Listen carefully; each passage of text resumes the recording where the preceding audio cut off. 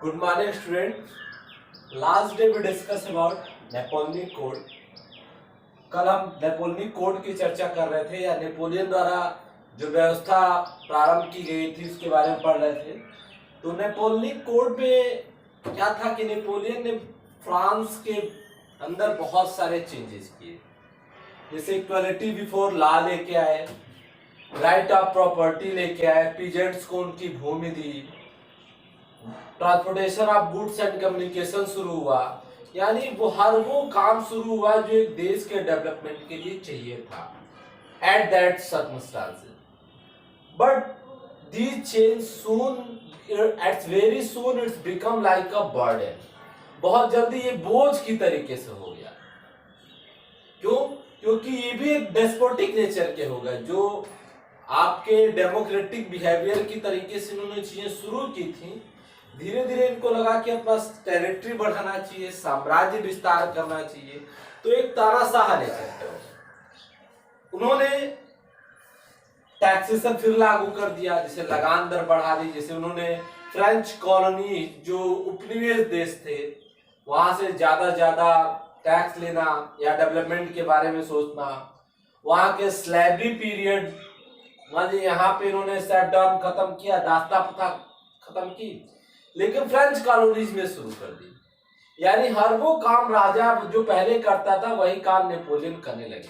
और धीरे धीरे इनके भी एनिमीज क्या होने लगे, डेवलप होने लगे. यानी इनका जो डेस्पोटिक नेचर था वो इनके किंगडम का ये कह सकते हैं या इनके साम्राज्य के अंत का एक कारण बना. ठीक है. इंक्रीज टैक्सेशन उन्होंने बढ़ा दिया, सेंसरशिप बढ़ा दी, forced construction, French armies required to conquer the rest in Europe, all seem to advantage the administrative changes. और सबसे एक अनयूजुअल फैक्ट ये था कि उन्होंने फ्रांस के लोगों को जबरदस्ती फोर्स किया कि आप फ्रांस की आर्मी में एडमिट हो या रिक्रूट हुई. देखिए, उनके रिक्रूट होने से ये फायदा था कि अगर वो युद्ध कहीं छेड़ना चाहते थे तो उनके पास मैन पावर ज्यादा होता, आर्मी ज्यादा होती.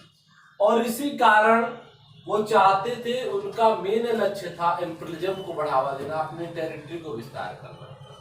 तो जो व्यक्ति युद्ध के नेचर का नहीं है, जो युद्ध नहीं करना चाहता है, वो युद्ध क्यों करेगा.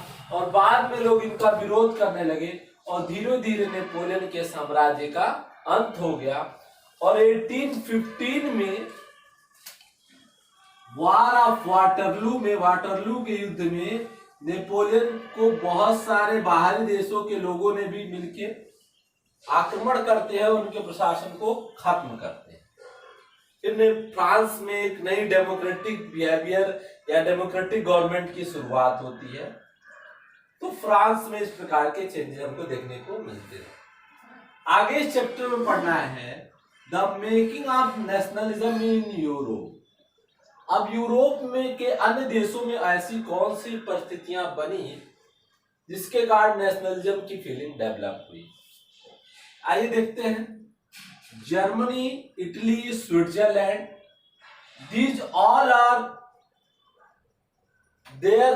In every country there are kingdom. यहाँ पे हर जगह मोनार्की सिस्टम था, कोई ना कोई किंगडम रूल ओवर कर रहा था.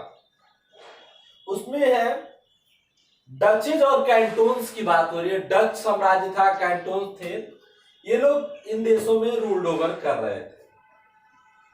अब क्या ऐसे कारण बने कि यहाँ पे भी मोनार्की किंगडम सिस्टम खत्म होता है, यानी राजा का शासन खत्म होता है और डेमोक्रेटिक गवर्नमेंट की शुरुआत होती है.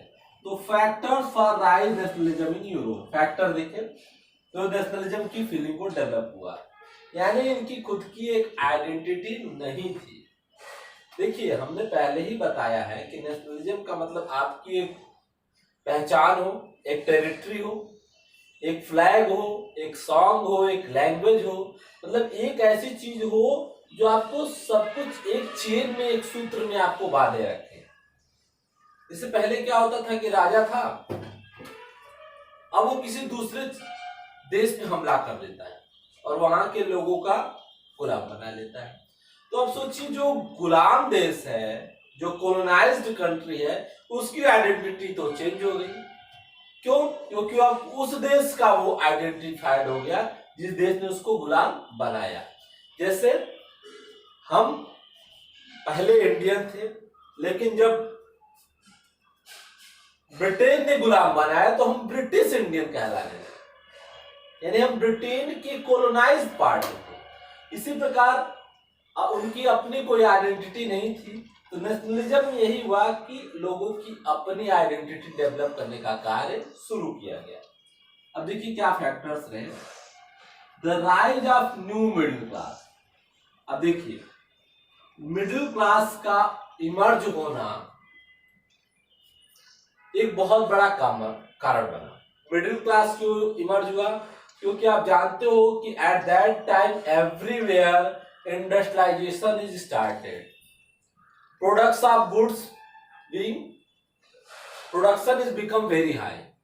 ठीक है, प्रोडक्शन बढ़ रहा था, कमर्शलाइजेशन बढ़ रहा था, व्यापार बढ़ रहा था, लोगों के विचारों का आदान प्रदान हो रहा था, लोग दूसरे देशों से भी प्रेरणा ले रहे थे।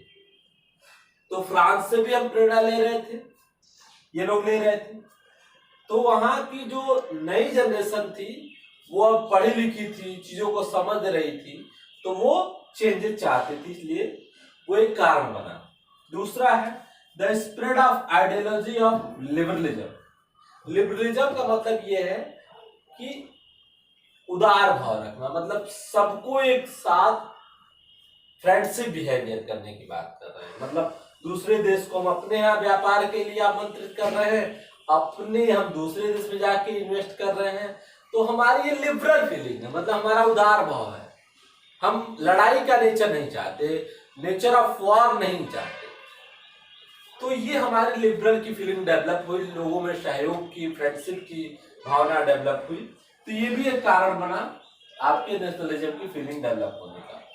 ट्रीटी ऑफ वियना, बाद में पढ़ेंगे, वियना के साथ वो भी शांति के लिए समझौता किया गया था, ये हम विस्तार में आगे पढ़ेंगे।